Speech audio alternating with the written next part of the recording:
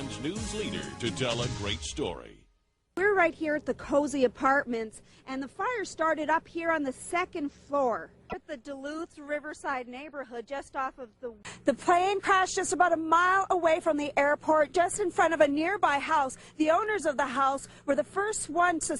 The plane just landed a few feet away from the house, close to where an above-the-ground pool used to be. People filled St. Joseph's Cathedral to remember 2 of the 600 slain. Behind me are the 2 hearses that will hold father and son, Robert and Joey. Are these communities offering any kind of grieving services for folks? Yes, they are, Deb. The high school here in Rice Lake is offering counseling for their students. We have been told people are really coming together for support. One family friend did say time will heal. Yes, of course. All right. Thank you, Julia.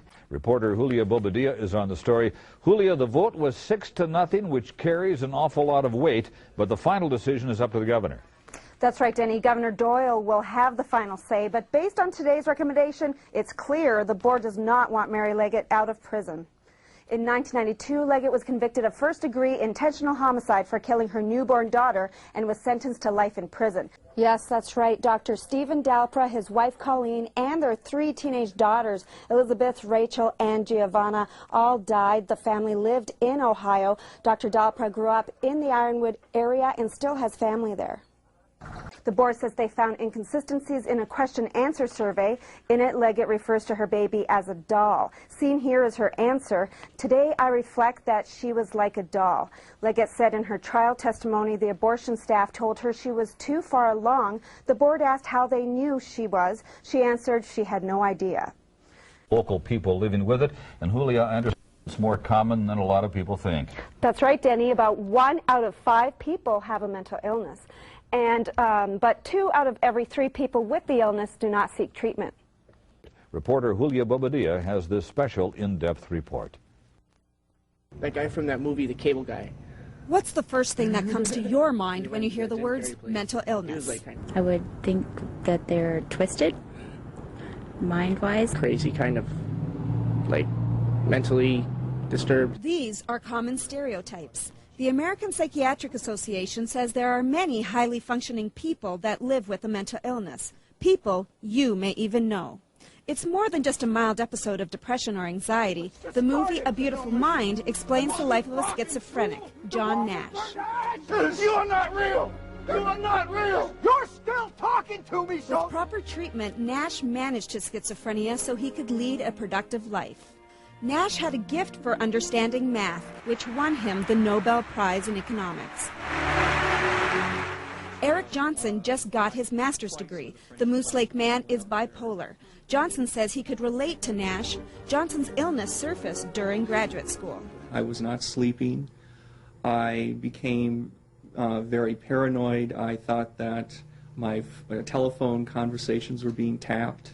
Mental illness has different symptoms that aren't in one's control. So I just had racing thoughts. I could not concentrate on anything. I would start laughing inappropriately in a classroom. Mental illness is also a chemical imbalance in the brain, a lack of communicators between nerve cells. I hear voices, and it kind of drives me nuts, literally.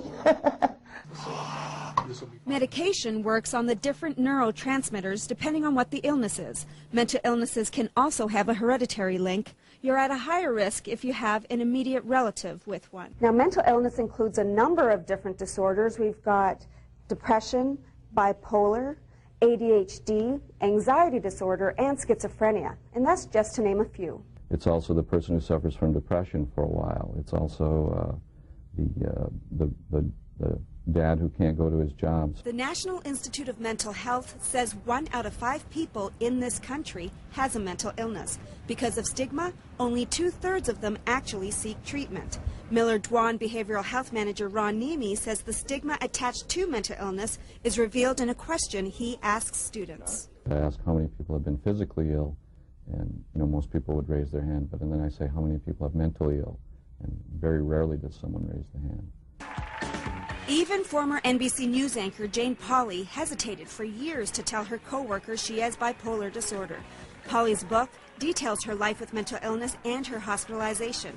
Pauley now takes lithium to manage the disorder, like diabetics take insulin to regulate blood sugar. Now, you wouldn't deny a person who has diabetes insulin and allow them to go into insulin shock or diabetic coma. That would be ridiculous. That's what mental illness is.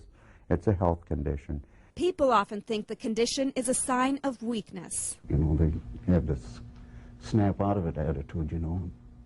If I could snap out of it, I'd have snapped a long time ago. Those with mental illness find themselves rejected. People I used to be friendly with me and talk to me disappeared, acted like I had a bubonic plague. 70 to 90% of people improve their symptoms with a combination of medicine and therapy. The World Health Organization says the U.S. has the highest rate of mental illness in the world. Psychologist Erica Lamar says we are a culture driven by productivity, which causes stress. She says Eastern cultures treat mind and body as a whole. The U.S. divides them. Our medical community has treated our physical bodies very separate from our mental and our spiritual bodies. I'm a believer that there's much more to us than our brain, that there's a spirit or a soul involved. Great breakthroughs have been made with medications and therapy, but researchers have not found a cure for mental illness. I believe there's always going to be that part that we can't figure out. This is Julia Bobadilla for Eyewitness News.